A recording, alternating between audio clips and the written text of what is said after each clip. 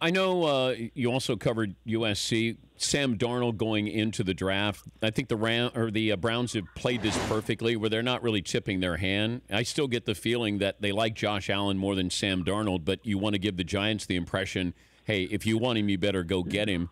How do you think this plays out with these quarterbacks? I got to say, having been at Pro Day for Sam Darnold at USC this year, I saw the Browns owner was in the stands. He was talking to Sam Darnold's, parents. Whether that's a big smoke screen or not, I don't know. But my sense would be that at this point, I could see them still sticking with Darnold. Mm-hmm. But that's obviously with no insider information. I just get the sense that, are you really going to gamble on a guy like Josh Allen? As much as you might like what you're seeing on tape, I mean, if you look at that record in college, which doesn't always tell the story, of course, it just strikes me, and it may be because I was so close to it watching it on Pro Day, that they're either doing a great sell job or they're going to go with Darnold.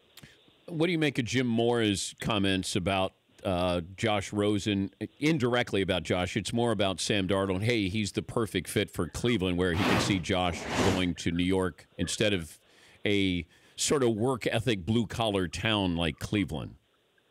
Mm-hmm. Well, I mean, I don't know. I think you got to be careful how you parse those comments. I know that having watched, both of those guys in Southern California, there's no question that one of them has that athletic ability, that escapability, and one of them is the best pure passer probably in the draft. So I don't know that you can put too much stock in it. I think that the New York Giants, if they are going to take a quarterback, he'd be a perfect fit in New York.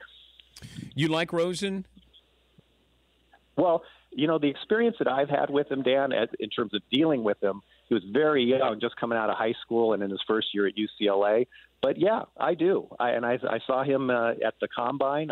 He is very aware of the questions, about him personality-wise, and that whole notion of, can a guy be too smart, or, is he not in love with football, all that kind of stuff. And I thought he's handled that all really well.